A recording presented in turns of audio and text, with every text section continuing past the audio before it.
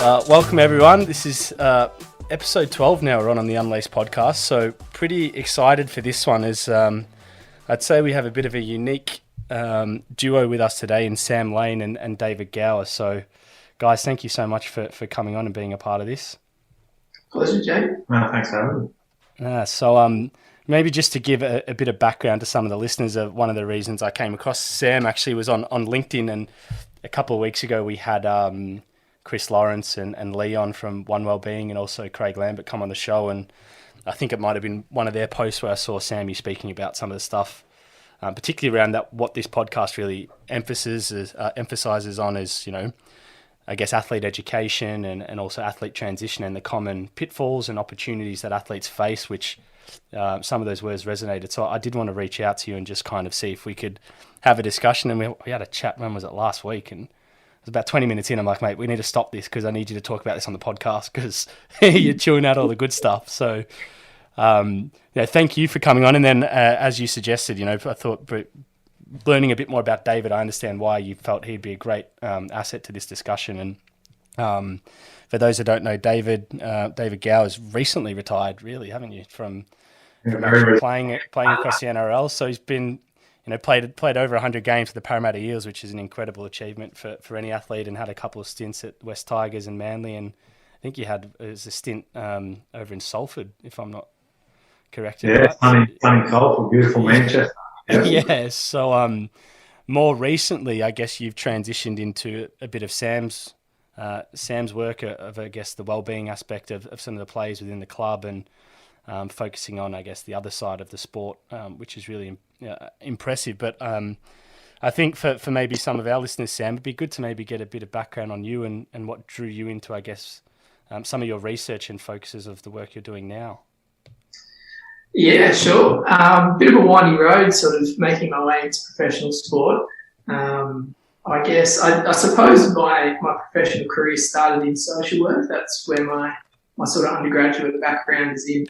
And I worked for a couple of years as a youth worker across sort of southeast Sydney, and then sort of a couple of years into practicing there, I got the Western Sydney University reached out and said that the Parramatta Eels were looking for a partnership. They wanted to co-sponsor some PhD research, I suppose, looking at athlete wellbeing. Our club invests probably, I suppose, more than most, and really, really tries hard to build an identity around not just caring for our athletes and our success on the field, but looking at the successes that we can create off the field as well. And so for me as a social worker, but as someone who has always had an interest in research, has a little bit of background there as well, I guess my name was sort of thrown into the hat. And at the time I was already working on a doctorate, which was all about young males and mental health. And I just kind of stumbled my way into sport and found myself here, and we're sort of 2.5 years into that project. And now I'm working at ACPE, which is a sports college. We kind of run bachelor's degrees through a sports specific lens. It's been a brilliant ride over the last few years. I'd say I'm really still scratching the surface, and I'm kind of at the start of my journey here. I'm someone that's always had a passion for sport. That's always believed in the power of sport as being a vehicle for social change, and it's kind of cool to get behind the wheel and just make a contribution to the good of sport. Yeah, it's pretty unique. I went on your LinkedIn, I saw elite athlete wellbeing researcher, and I'm like, what the hell is that? I found it. I'm running with it. I'm like, mate, that is awesome, because I'm like, I've never seen a title like that. But how important is that? I mean, like, there's not enough respect given to that kind of. Sure. Yeah, exactly right. Like, it's a perspective that I don't think's got a light on it enough. And I guess, David, now what's the business unit you're in within Parramatta Eel? What's it called? Yes, I'm the Elite Pathways Wellbeing Manager. Okay. So I look after the wellbeing programs for our 17s, 19s, male and female program, the under 21s, the reserve grade side, and also the career coach for the club. So I run across all those same teams plus the NRL and development of this player, and making sure there's a career plan, making sure our players are meaningfully engaged off the field because, Sam knows too well, but there's a lot of studies around what meaningful engagement, being meaningfully engaged will actually do for your career. Yeah, yeah. So you're probably working harder now than you did when you were playing. You got more responsibility anyway. Yeah, that's right. Well, it's funny. People say, "Oh, wow, you stopped playing now. You have more time with your family." I've got 3 young daughters, and it's the opposite. You actually work harder than yeah, less time days. Perspective, not physically, but obviously, mentally and in other ways, you're working a lot harder. Yeah, I bet, and especially it's probably a bit of a new path. I did actually want to speak to you about because I watched I guess a bit of a clip of you recently, which I think you were speaking of just your retirement, and you said something which I just wanted to try and click into a little bit deeper to see what that actually meant, which was, I think you said you're somewhat glad to be off the roller coaster. And I guess like when you speak from that, from a professional athlete point of view, can you give some insight into the listeners, like what that means? Because I think I understand, but maybe people don't fully get, they'll probably just see, oh, he's played 100 games for the Parramatta Eels. How good's that? But when you say roller coaster, what did you kind of mean by that? Yeah, sure. I mean, I've been in the game for 10 years. I've never been a superstar athlete that's paid millions of dollars, multiple year contracts. So I've had years where it's sort of been October and I'm sort of wondering, am I going to have a contract moving forward? You're throwing that I've been dropped probably more than 100 times. So I'm in and out of the squad for a lot. Like I've probably been, in rugby league called 18th man. I've probably been 18th man close to 100 times. So I've been selected and not selected like every other week. So it's been there's been highs and lows and ebbs and flows throughout my whole career. And, the roller coaster is funny because a lot of the time the week in rugby league, Monday through Friday at training is dictated heavily by the result from days earlier. So one week you've had a great win and the coach and everyone around the club's buzzing and everyone's in a good mood. And then, you're throwing for us in 2018, we came last, we lost 6 straight. Yeah. So that's, that was a really low point for the club and we never ultimately recovered from that position. We finished last. But, for me personally, it was probably one of my best seasons in grade. Yeah. Which was strange. So I actually had a fantastic year.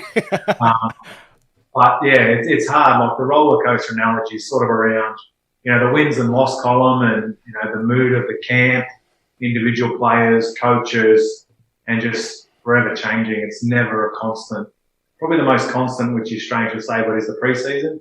Everyone's optimistic. Yeah. Everyone's happy within reason. It gets hot out in Kellyville and it's hard physically to train, but mentally, you're just working hard to get fit and get ready for the season ahead where, there's probably 16 teams in the NRL comp. I think they're going to win the comp every December and January, So yeah, there's not too much disappointment to deal with in preseason unless you're injured, I guess. So like if you're training, you're all optimistic you're going to play.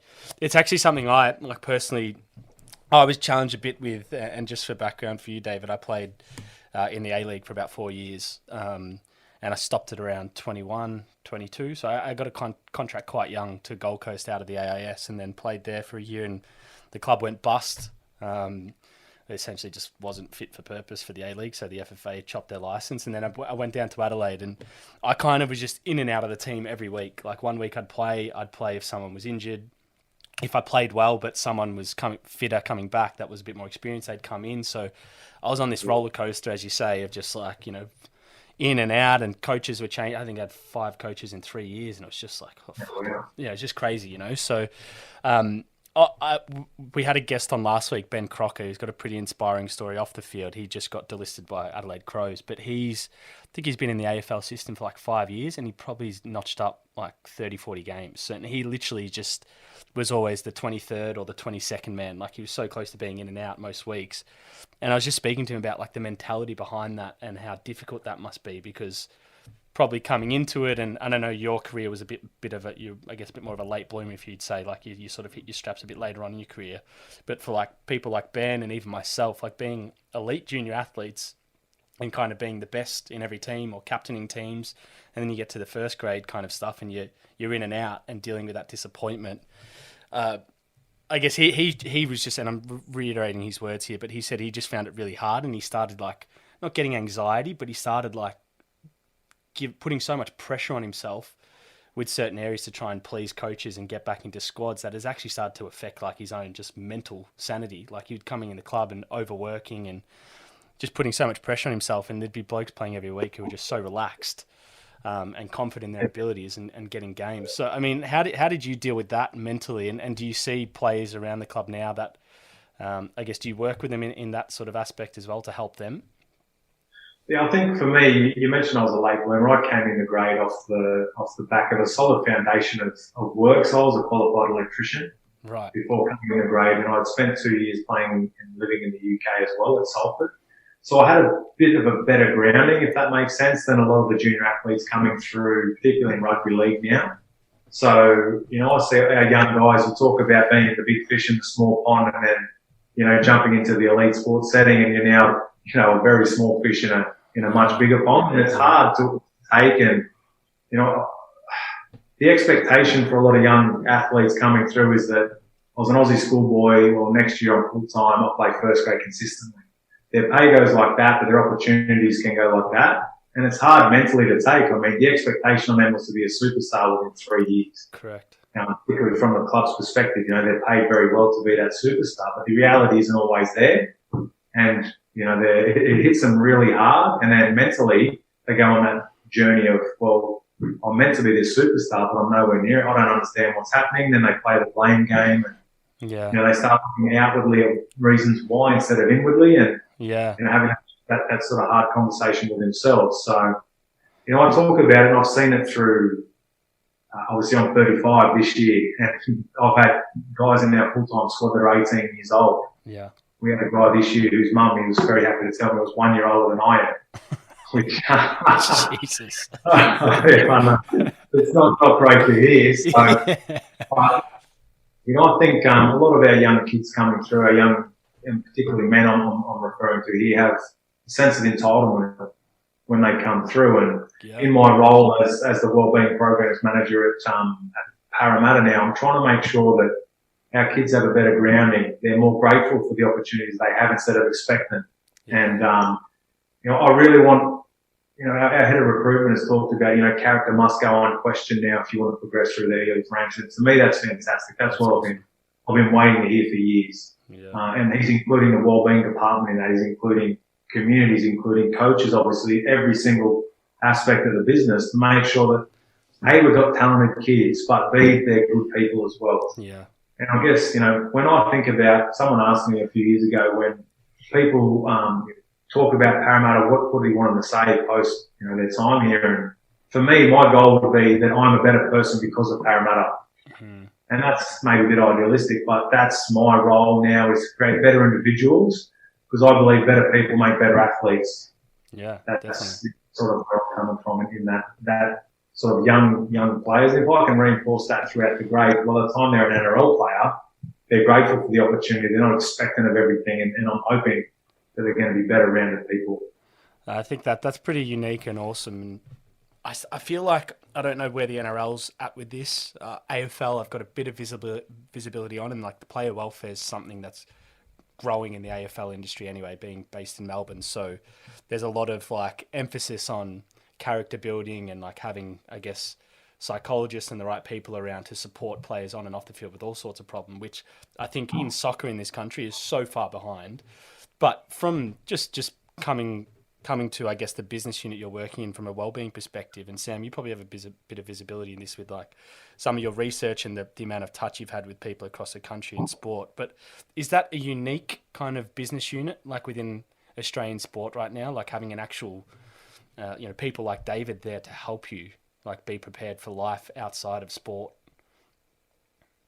Yeah, I think that, the sector itself has been around for a lot longer than people probably imagine, in that before we had wellbeing managers, we had career counsellors and career coaches who were doing a lot of this work informally anyway. So I think that we're just further developing and understanding why it's important to support athlete wellbeing. So from a research perspective and what my work is here to do is to answer that question. Why should we give a shit about, I guess, the off-field personal matters of our athletes? And secondly, what good can come from engaging in that space? And really the answer to both of those questions is the same. I mean, you've already alluded to the kind of pressures that exist for athletes, the highs and the lows.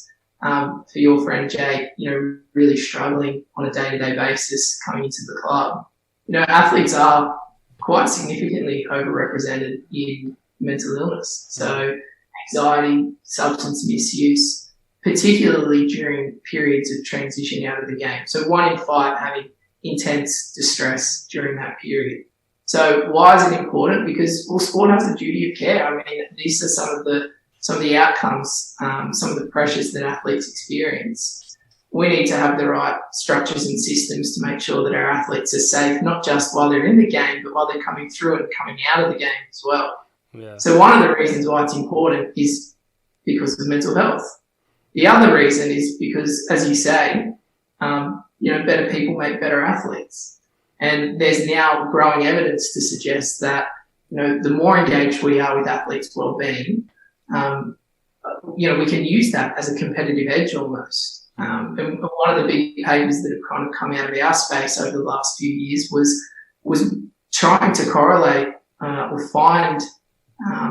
understand the relationship between wellbeing and performance a little more. And so over a longitudinal study of 3 seasons that tracked 632 athletes, on average, athletes who were engaged in pre-retirement planning or off-field study or work away from sport, on average had longer careers, were selected by one club for a longer period of time, and found themselves more likely in leadership positions within their club.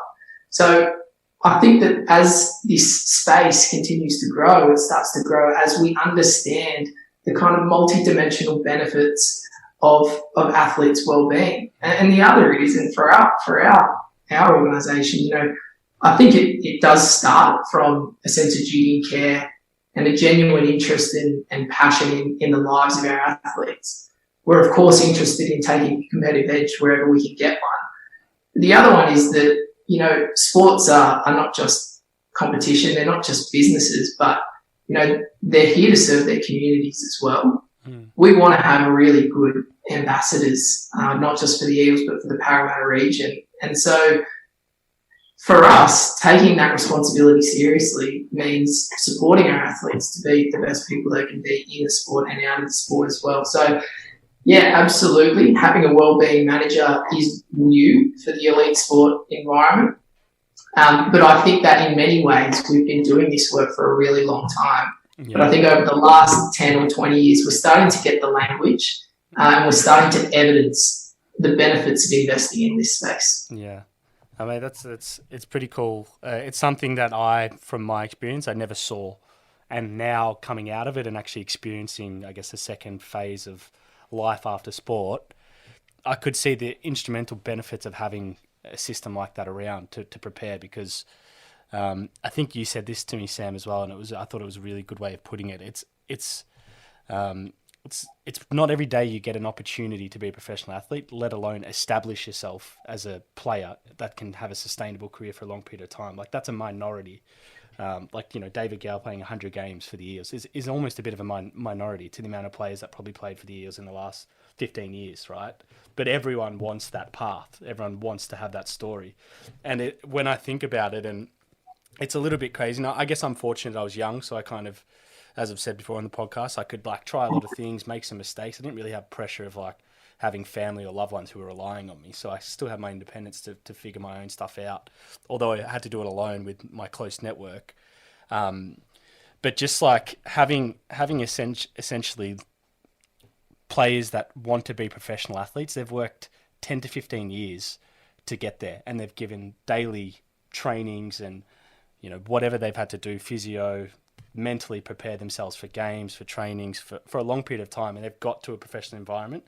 And then that professional environment, I feel, and I always reference, I guess, what they say, because I find it interesting the way they word it. And Archie Thompson was on a couple of weeks ago, who's a superstar for Melbourne Victory for the whole A-League. And he said there's just this, because he doesn't recognise himself now, 3 years out of the game, to the person he was in the league, because he goes, there's just this certain mentality you have to be so clinical in that environment and to kind of be cutthroat.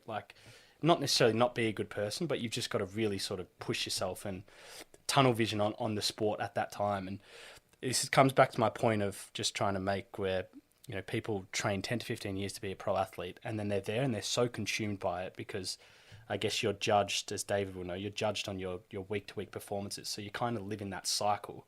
So to try and get someone or even yourself to broaden perspective on what's next, it can be challenging, especially if you're a young player. I mean, like, I'll be the first one to admit I couldn't give a shit about life after soccer when I was 18 to 20 because, even a well-being manager like David, could tell me you should start, and I'd be like, yeah, but I'm going to be a Socceroo, or I'm going to play, NRL for Parramatta for the next 15 years, right?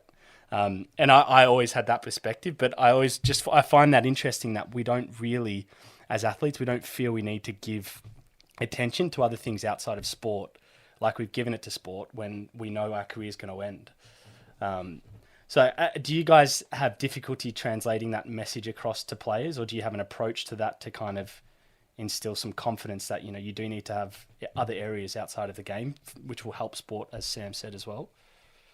Yeah, so what we've been trying to do, and I've been preaching probably for a few years now, is everyone says, my backup plan or my plan B is life after sport or whatever you want to call it. And at the Eels, we've consciously been calling it your second plan A.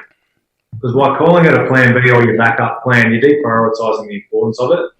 And to your point about, you only played soccer for the first few years, 4 or 5 years, however long you end up playing for. The average career in the NRL is 4.5 years in the professional setting. Right. 50% of NRL players play 60 games or less. 25% of NRL players across the history of the NRL play less than 10 games. Wow. So the chances of making the NRL are slim, but then actually maintaining a career in the NRL are slim. When you factor in the retirement age is currently 67, 68 years old, you got to work for a long time, right? You're only an athlete for a very small, correct, really minute period of time in your life. So to deprioritise that other 40 or 50 years of your working career, your potential working career, it's shameful, to be honest. And that's the message that I try to reinforce now. And you talked about it didn't exist for you at the A-League, and like I said, I'm 35. 10 years ago when I first came into grade 25, well-being didn't look like it does now. Yeah. There's no real excuse for athletes coming out of the NRL now to not be ready for transition. But that doesn't stop it from not happening. But even, I think that this conversation is linked to the point you made earlier, that there's this sense of entitlement, particularly with younger athletes. But sadly, there is this kind of rhetoric that exists in this environment where if you're not committing 110% to giving yourself the best chance in sport, you'll never make it. But then at the same time, we're telling guys and women to be engaged off the sport, to have another career option, to invest away from sport. And these are completely contradictory messages, and they're really hard to find a fit. And I guess for us, being able to kind of leverage off, say the research that I've just alluded to before, and say, actually, this is good for you. This is good for your chances of making it in this sport. This will help your performance anxiety. This will help you be more attractive. It has a character profile when recruitment officers are making an assessment about whether you're someone they want to invest in. That might help us advocate around some of those issues, but sport is full of those paradoxes. It is, and that's a funny one you mentioned, because this is a bit of a funny story of one of my best mates who's a professional soccer player in Korea, and he kept getting injured. He kept doing his calf, and he was a pivotal player, like an overseas import, playing in the top Korean league, which is one of the best leagues in Asia, and he kept doing his calf muscle, and because he couldn't really speak Korean, and he was in a part of Korea where there weren't too many locals, so he spent so much time doing his university degree in psychology. So he kind of essentially started taking that full time, and he taught himself guitar. So he had all these things outside of sport to keep him sane. And the coach actually sat him down. This is a real life situation. This is kind of the paradox we're talking about. Coach sat him down and said, look, maybe you should give up education in guitar and focus on getting your body right. Like plumbing the strings had something to do with his calf muscle tearing. And this is like, there's genuine fear for some athletes to really kind of promote that they're well-rounded and that they do other things outside of sport, because maybe, and it's not to say that, I'm hoping this is changing, but definitely I experienced it where the coach may see that as not a weakness, but a lack of focus to playing week to week. So do you find, David, even for you to have conversations with a coach, that it's important to have the coaches buy in on this as well, so players have that comfortability to try other things? Yeah, I think it's vitally important. If obviously leadership starts at the top and it filters its way down through the different stages through your leadership group, obviously your mid-range players and your junior kids, it's the coach is saying one thing, that's going to influence all the way down through. And as if someone, say a well-being, is trying to influence something else, they're going to listen to the coach more, right? Because they think that they're tied to their coach's opinion of them. But I think we're lucky, and I'll just speak for Parramatta, that we see that importance. That's awesome. That off-field engagement offers. I mean, we had Junior Paulo last year, had probably arguably his best year, and luckily for him, he played Origin this year, but he was asked in his end-of-season review 2019, why do you think he performed so well? And he said, without hesitation, it's because I was doing a Cert 3 in carpentry and joinery. So wow. We've got plenty of stories like that, which just reinforce that what we're doing from an education and wellbeing perspective is starting to pay dividends for our players. Mm. Yeah, I remember last season we just brought in a young guy who was a lot of hype, a lot of expectation on him, and pre-season he was, suffering with some anxiety, and he went to our under-20s coach, who's also part of the wellbeing team, and said to him, I'm really struggling to get started and whatnot, and he said, look, you treat this like you've just popped your hammy. We're going to send you home for 4 weeks. We're going to link you in with a psychologist. You need some time with your family. Fix yourself up when you come back and you're right to play. I'll pick you, just as I would if you'd, done a muscle or whatever. And I just thought that was brilliant. And that was a reflection of the coach of that team, being able to set a culture that destigmatised mental health to a point where our player felt comfortable to reach out for support from him. And it's almost with that, and I second that. That's a great story to echo to any coach, because that almost drops the guard down of every other player to one, accept they've got a teammate that's not doing well and the coach has gone, that's okay, mate. So then everyone else is kind of going to naturally have that reaction. But secondary, we wouldn't be the only one, for sure. I mean, I don't know how much of the game, and David, you've a lot more credible in sport than I am, but I can share, a lot more of the game of professional sport is played above the shoulders in the brain than it is with the body to an extent, right? And the body is kind of the vehicle that gets the hits and the burns and the cuts and bruises or whatever, breaks. But really it's the brain that goes through so much, and how you choose to react to situations is really up to you. And I don't know if there's enough training in the professional athlete of like the mental side of the game, because I actually sat down with a sports psychologist when I came out of soccer just did a consultation, but she said something that stayed with me for a long time, that, humans in general, but definitely athletes, invest so much into their physical body and physical activity, but how many actually invest into the mental side of it? And it just hit home to me. I'm like, I haven't spent a cent on anything around my mind, around soccer, but it was my life every day. I lived at the AAS, didn't talk to anyone about anything I ever went through. I just held it in because I just thought that was normal. So it's kind of cool that even at the junior level, you've got that acceptance within Parramatta for blokes to put their hand up and say, I'm not doing too well, and have some people like yourselves to talk to that are raising awareness. And Sam, I wanted to talk about this podcast you sent me, because I listened to it, and I forget what was it called. Is it Under the Cosh? Is the name of the podcast? Oh, it's by the Guardian. By the Guardian. Right. Yeah, so they did a special on mental health recently. Yeah, so they did a special on mental health, and what they were speaking about, the reason why it was so topical, not that it's not a topic of interest regardless, but a player from the Manchester City Academy got released and ended up committing suicide, and there was obviously some reasons that probably came from leaving the game and getting sort of released and having that disappointment and being alone, that resulted in sort of that really sad outcome. And they spoke about they had various athletes on there speaking about their experiences where they were sort of either close to doing something like that, or they just felt really vulnerable coming out of the game. So I mean, from what sort of prompted the Parramatta to really focus on this, based when you hear stories like that and you look at, I feel like there's inconsistencies around clubs in Australia with how we look at this and the touch points we have with players when they leave clubs, like retiring or leaving with injury or going somewhere else to try something different.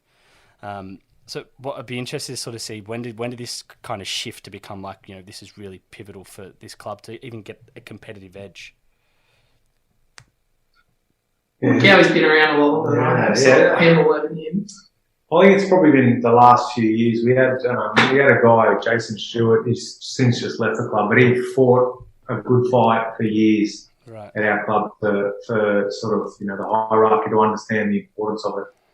And he was always talking about, to use your gym reference there, he was talking about, bringing in mindfulness and things like that, the importance of a mental edge type program, but players not seeing the benefit after they do it once or sort of writing it off after 1 or 2 sessions and sort of think it was a waste of time. He said, okay, well, how do you get stronger in the gym? Or I do weights every day. Okay, well, how much do you bench press? 120 kilos. Well, you're strong. You never have to bench again. Don't worry about it. Well, no, what do you mean? Of course I have to. Got to do it every session. I need to keep getting stronger. He goes, exactly right. Why do you think you're going to master mindfulness in 1 or 2 sessions? You've got to do reps. You've got to continually do it to get the benefits from it. And analogies like that sort of hit home, but it's a work in progress, if I'm being brutally honest. It is starting to gain greater traction, and we've still got a ways to go. And I think professional sports in general still have a fair way to go, and I think society at large as well has a long way to go. But I think the good thing is we're trending in the right direction. Yeah, definitely. Sam, I'd be interested in, David, I'm happy for whoever take this, but I mean, and this is a bit of a broad question, so excuse me for this, but I'm just keen to see your views on it. But what do you find that are some of the most common challenges elite athletes face that probably the average sports fan or listener onto this sort of podcast maybe would not really be aware of? Because we probably think, right, and I'll just preface this, like a challenge for an athlete is a torn hamstring or like an injury, right? But just want to get maybe a bit deeper on that perspective from your end and your expertise. Yeah, I can definitely contribute something from a research perspective. But as I said to you, I'm not an athlete, and that's why it's important that I drag Dave along today to give him something good and got the experience.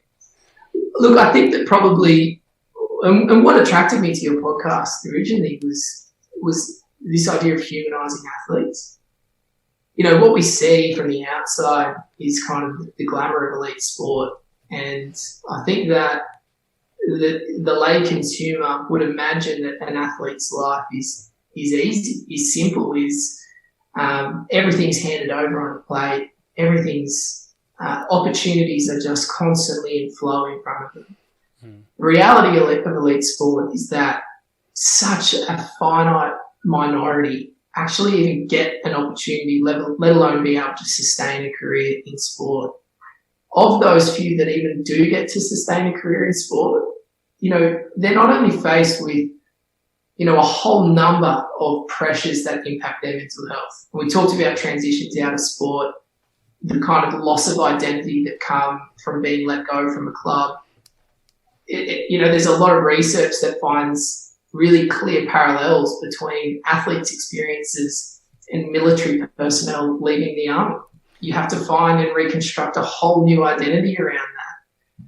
But I think for me, as an academic and as a researcher as well, I lecture at the moment at Australian College of Physical Education, which is a uni that Dave's actually got a degree from.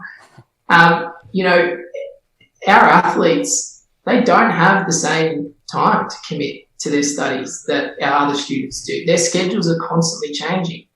They're in incredibly physically demanding environments. They're expected to contribute to all sorts of community and commercial programs that the club run. Many have children. Actually it's really difficult for them to engage in mainstream education programs. And that's probably something that the average person in the public would struggle to understand. We say, well, you need to have another plan A, and you need to have other options, and you need to find other passions that you have for yourself. But there are a lot of challenges and a lot of barriers that actually get in the way of being able to succeed and achieve away from sport at the same time. So I think for me, for our club, for my research, and a project that I was lucky enough to do last year with Chris Lawrence and a few others, looking at athletes' experiences of education, was about trying to find innovative strategies to some of these challenges. How can we be flexible and cater to the unique needs of athletes in a way that sets them up for success away from sport, rather than just creating more opportunities for failure? And that's probably how I ended up in contact with you, Jack, was kind of getting some recognition for that research and being able to present at the AAS and get it published in an international journal. So, look, I think that we're all still figuring this out in many ways, but fortunately there's a lot of momentum in the space. Yeah, I think that's such a great analogy to comparing. It may seem extreme to people listening to it, but I could not think of anything more correct without being in the military. But coming out of something that's so disciplined and structured, and you've got so much support, and you've got to play a role, and you've got to turn up and be on every day. It's actually really good, and there's a lot of statistics, I think, and without knowing them, but there's a lot of statistics in the States that's kind of shared that the struggles of what people who come out of the military go through, like from a depression and mental health point of view. And it's really not too dissimilar to sport, I think. I just don't think it's documented as much, or people are aware of it as much to kind of talk about. And this is why I'd be interested. I know, David, you've done probably as good as anyone at transitioning into a role, because you've kind of stayed within something you know, but you're in an area that you're passionate about, which is pretty hard to do coming out of something that's consumed you for so long, and to do it so quickly. And I always thought it was just me, because I fell short of my professional goals, that I struggled with transition, because I was like, there's still this burning desire that I should have done this, and I wasn't prepared to change. I didn't allow time to go through it because I didn't want to come out, right? But a lot of people that I've started speaking to who have come out on their own terms after having long, successful careers are like, mate, it's no easier for us as it was for you. Like, it's still the change in structure, the change in discipline, like, it's still fucking just as hard for me. So I actually found that really interesting, because I just thought it was me. But even people who've had long, successful careers like yourself, David, and maybe, I'd be interested just to kind of hear your, I know it's probably only been a short time, but just the other side of retirement now, like the perspective for you, even though you've gone into a full-time role, is it still a bit of a shock to the system? It is a little bit. I mean, historically, I always took 2 leading into the next season, but this time I've taken 6 or 7 weeks off, and physically you start to feel it. Like, my wife always, gives me a spray because I'll be rubbing my stomach if I'm having that extra bit of caramel slice or something. But silly little things like that where you used to being so active. I used to stretch 3-4 times a day as an athlete, but I'm not stretching, so I'm a bit stiffer through my thoracic and my neck and things like that. And then it's the structure that you speak about. I was lucky that I was always identifying my pathway. I'm a little bit unique, I'd like to think, but I was always thinking 5 years ahead. What does retirement look like? Yeah. What's the dollar figure I need to be able to provide my family? What is the education of that role specific to me need to happen to be there? So I was always acutely aware, because I've seen friends retire before me that struggle with a loss of identity, lack of education, lack of job prospects, that just sit there, and then October 31 comes, the job stops, your contract finishes. What do you do? So I guess I sort of learnt from friends of mine and past experiences from other athletes that I knew I had to really position myself in a really specific way, and that was fostering relationships and networks as well, to make sure that I'm an asset. I was an asset on the field as a player, but I was becoming an asset off the field as a person, most importantly, because I'm still only 4 weeks into transition, but it's still, like I joked earlier on with you about not seeing my family as much, but it's things like that. Like, my kids don't understand. Yeah. Dad, are you going to pick me up from school? No, sorry, darling, I can't. Yeah. When are you home, Dad? Well, I'm going to be home at dinner time. Yeah. Well, why? Well, what does that mean? And their whole life, they've only known me as an athlete. Right. The common misconception that you train all day, every day, it's not factual, right? No. Particularly in season. Whereas now, every day I drop my daughters to school, but I'm not there in the afternoon more often than not. So it's, for me, that's been the most difficult thing in transition.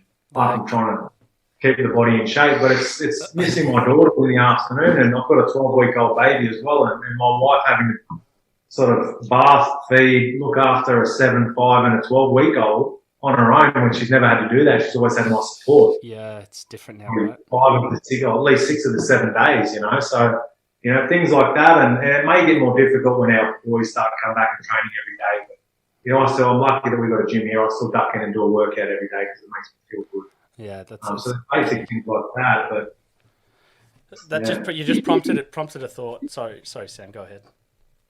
Did you flex your pecs when I said? I thought I saw that. I don't know David. I didn't know David well enough to call him out on that, but I definitely saw that almost hit his cheekbone. No, but you did. You just prompted a thought, and this is, I think, is another reason why humanizing athletes and broadening perspective on why it's important to keep the brain stimulated outside of the field is because you, as much as Sam you touched on, and it's such a perfect way of saying it, is like the structure of, or the schedule of the athlete changes week to week depending where they're playing, interstate, here. Trainings can be afternoon, morning. It depends on so many things. So you can't commit to anything. You're bound by that structure. If you're not available, you're not going to play. So myself and David, when I was playing, we can't have a group assignment at uni with 4 other people because we can't get to class. Like, it's just not a normal option. But at the same time, we have so much downtime outside of training, because even if you're doing double sessions, like they're 1 or 2 hours out of a 24-hour day. So there's so much downtime where you're not doing anything. Yet in that period, I always felt, and it depends how you are. Some people are different. Some people can really detach well. But some, like for me, I always used to be thinking about the sport when I wasn't playing, and I'd be recovering or stretching or mentally playing the game already. So I was just consuming so much into the sport, and like I became so defined by it that my performance on the weekend would dictate how I was as a person through the week, in a sense, which is like a really unhealthy trait. Yet I think it's very common in a lot of athletes. So I mean, like, and I'm not sort of saying you guys are sort of working on this with players, but what David and Sam, would be interested to get your just perspective on this from if you've had any research. But what are some of the things you think are healthy for athletes to be doing in that downtime? Because there's more downtime than there is playing, right? So, like, how do you keep your brain consumed on healthier habits so you're not wearing yourself out, I guess? Yeah, well, I think it'd be fascinating to hear from Dave about how he sort of has managed his identity throughout his career. But I suppose what sits behind a lot of these issues, from my observations, is what's really unique about sport is that, a person's like personal life and professional life is completely synthesized into one identity. It's not that you go to work, you go home, and then you're a different person there. Athletes are athletes around the clock. Everything that you do is leading to the weekend. You can't just kind of go to the shops. You're at the shops as an ambassador for your sport. Not only that, throughout the week, everything that you do is in preparation for the weekend, whether that's thinking about your diet, whether that's making sure that you're getting enough sleep, whether you're stretching enough, whether you're practicing mindfulness, whatever it might be, everything leads into optimizing your performance for the weekend. And I suppose for us, it's about, and for our wellbeing team, it's about understanding better ways to support our athletes through that process. So for us, it's been, we've run some kind of experiential workshops, which is about connecting our group, because we know that when athletes arrive at our club, for a lot of our young guys who are moving interstate, moving overseas, they're replacing their entire support network, their entire sense of self with their athletic identity. Correct. So the people that they reach out to now are not family members, they're wellbeing staff members. Yeah. They don't have the same mates. It's harder to stay in contact with their mates, so they replace that circle with their peers because they're in the same kind of hectic, chaotic, shifting circumstances. They understand the sacrifices that they need to make. They're equally as disciplined. And so for us, it's about making sure that connection is strong and that support network is going to be effective and catch athletes when they are struggling with some of the tensions and pressures that come with putting your whole self into sport. Yeah. I was speaking to our CEO today actually about this and that team connection piece that Sam's talking about. It's easy. The way I was able to keep myself, I suppose, not only as an athlete, I had my background as a tradesman, so I had not a life, but I had, an identity before becoming an athlete, but having separate circles of friends as well. So my whole life wasn't consumed as a Parramatta Eel or as an NRL player because all my friends weren't NRL players. I had a group of school friends. I had a group of my semi-professional friends. I've got then my wife's friends, their husbands. So I had 3 or 4 different networks of friends. They didn't give a shit that I was Dave Gower, the NRL player. They actually took the piss out of me because I was a footballer. Right. And that's refreshing, right? Like, it's nice to have that different conversations with, my school friends that you don't have with the boys at the training. It's nice to have, separate conversations again with my wife's husbands, my wife's friends' husbands. Yeah. So just having those differences around, I found really kept me grounded and ensured that I wasn't just the athlete. But like Sam touched on, it's hard for guys in Sydney because people come in our club from New Zealand or from Fiji or from, we've got guys from interstate and all they have is each other. Yeah. And it becomes hard to not identify yourself as the NRL player when all you've got are NRL player mates. It's everything associated with your life is NRL. And that's how that identity sort of really, gains and sustains, I suppose. Yeah. I from the other side of the fence, I guess, is someone who works with the Star. When I got offered the scholarship to come on board and do the research, I remembered saying to the wellbeing manager at the time, "Look, I'm not a footy fan. I've watched a Parramatta Eels game probably in my life." And he said, "That's why you're the perfect candidate. Because we're not looking for a fan. I don't want you to talk to them about footy. I want you to get to know them away from footy." That's awesome. And that's been true for me. I really talked to the guys about what happened on the weekend. Oh. I'm more interested in how the family's going and what's happening at work and whatever else. Yeah, I think that's so healthy. And David hit the nail on the head. When you have friends outside of sport where you can have some normality, it probably helps just to take your mind off it naturally because, when you're so consumed by the people around it, your head space is naturally going to just even though it's not thinking about performance, you're still in this kind of sport in a sense, aren't you? Because you're so connected to it. And this is one of the things that, because I did struggle with identity loss. I think one of my mates actually sent me a post a couple of years after I came out of the A-League, and it was someone writ on a blog, where the hell is Jake Barker-Daish? And because I just purposely went missing for 2 years, away from soccer. I didn't want to be associated with it because being around it and not being where I was, it was torturous. I just couldn't accept that I came back to Melbourne to play in our Premier League here, right? It was being there was, the more I played there, the more I felt like a failure. Rather than stepping away, I could kind of redefine and recreate something, and I just went missing.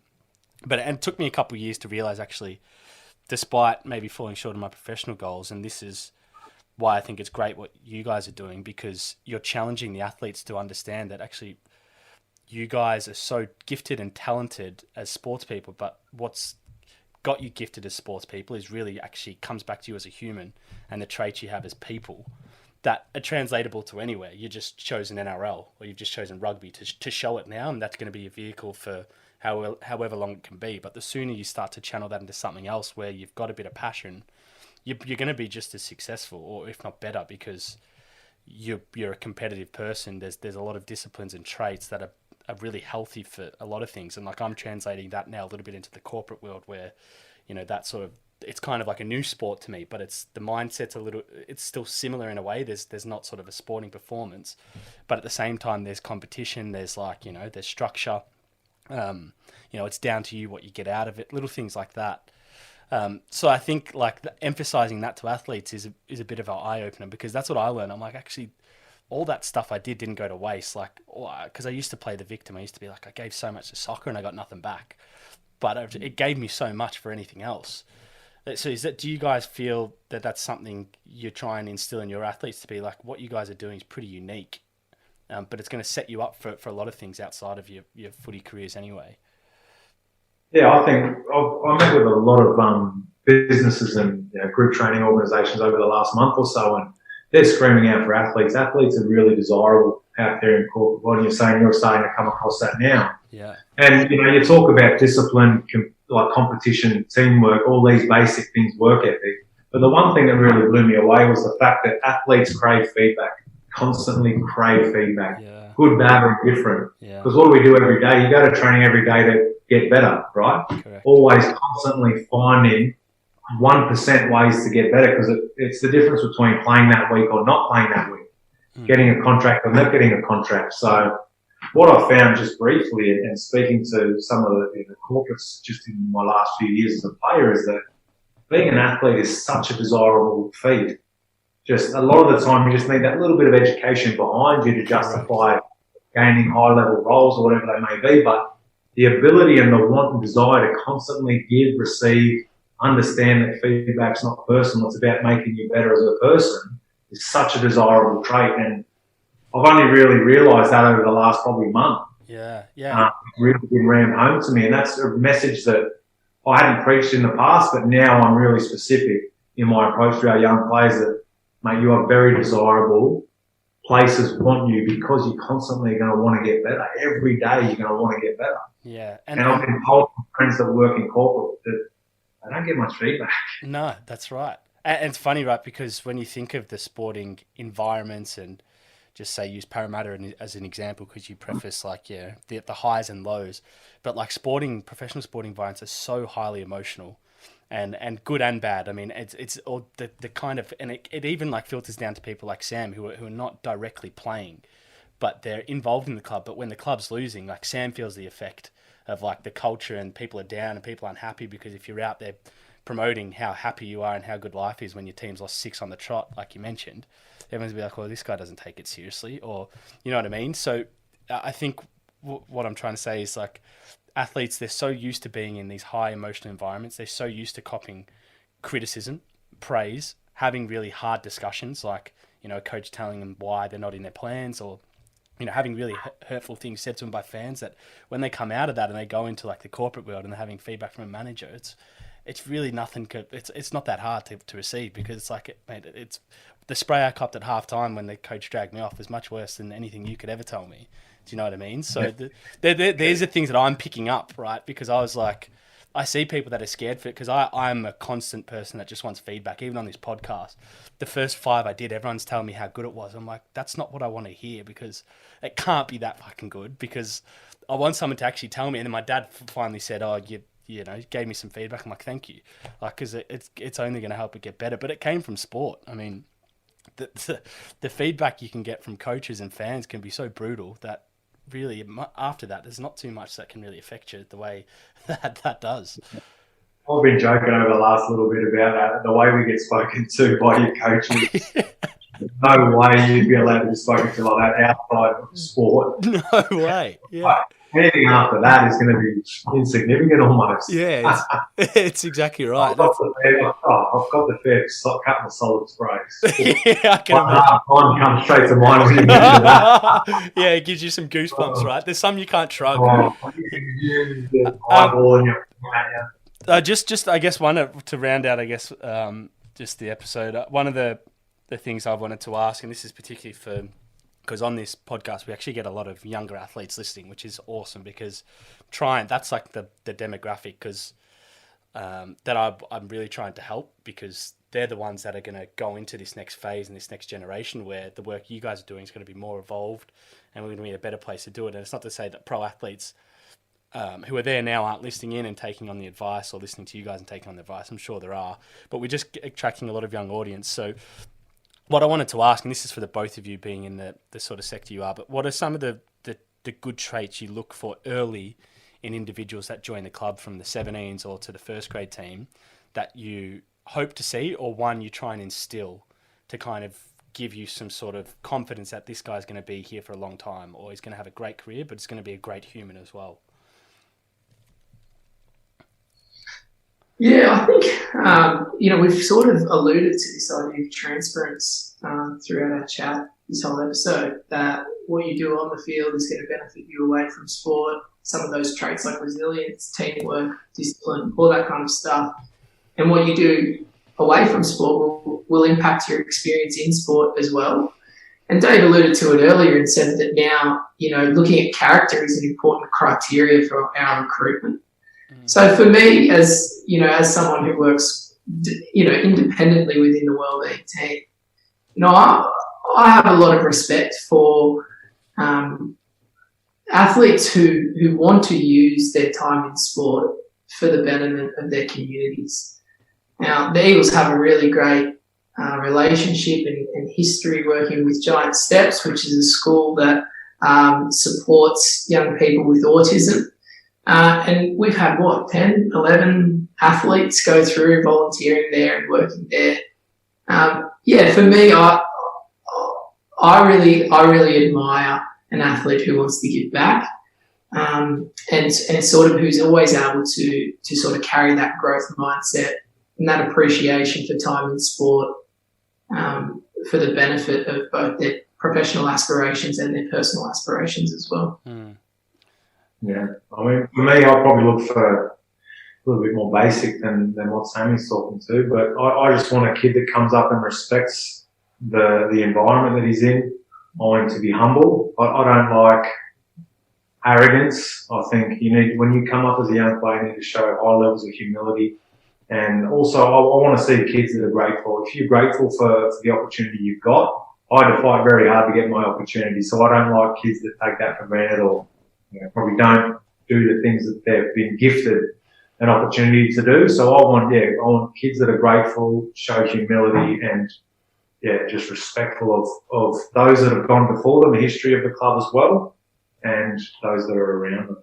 Yeah, that's a great point. I think if I look back on my time, some of those traits, I think, David, are really powerful, because I probably got gifted everything possible.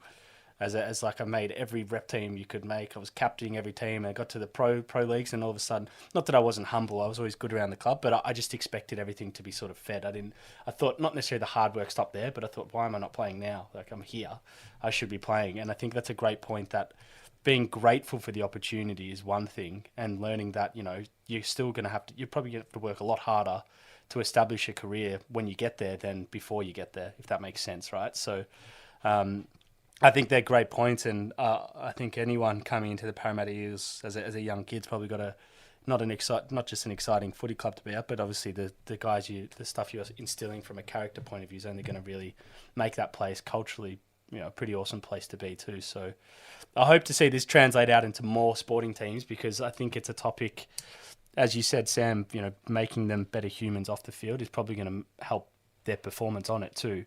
And there's not maybe too much data you can show around that, but I think what you said earlier around some of the guys that have a bit more balance in the longevity of their careers, and they become leaders, and they kind of have more successful periods, that really hits home to kind of the message we're all trying to send, I guess, throughout this podcast and the work you guys are doing. So, thanks, Jake. I really appreciate you saying that, and for me personally, I think research is able to make a contribution to the development of this space, but really the people that will affect the most change will be athletes. And having advocates like yourself, like Dave, who are able to kind of mentor and coach younger athletes through that experience. I mean, you guys have lived it. That makes you the experts, and I think that young athletes will listen to what you have to say. And as someone that shares your passion for this space, I really appreciate you kind of using your experience and sharing your own, vulnerabilities and hardships for the benefit of others is really admirable. And I guess really appreciate the opportunity to talk to you about it. No, thank you, mate. I really appreciate those words. And David, also thank you for coming on. I know you're kind of in the thick of what we call athlete transition now, but I'd say you're probably an example of someone who's stuck at that hasn't been gifted anything, but has earned everything, and has stuck at a road where I think your perspective, where you said, you've always looked 5 years ahead, is excuse my French, but it's fucking unique. Like, no one does that in the sporting world. And until they're about 3 or 4 years away from retirement, maybe they give it a thought. So to anyone that can kind of take that and put that into their own world, even for outside of sports, pretty healthy perspective to have. So appreciate you coming on as well, mate, and giving us some of your feedback into the work you're doing now. No, thanks, Amy. It's been good fun. Awesome, guys. Well, appreciate you coming on, and keep an eye out for Sam Lane, guys, doing some of his research, and David for building a culture and supporting the future of the Parramatta Eels. Thanks so much. Cheers, mate. Thanks. Cheers, guys. Awesome.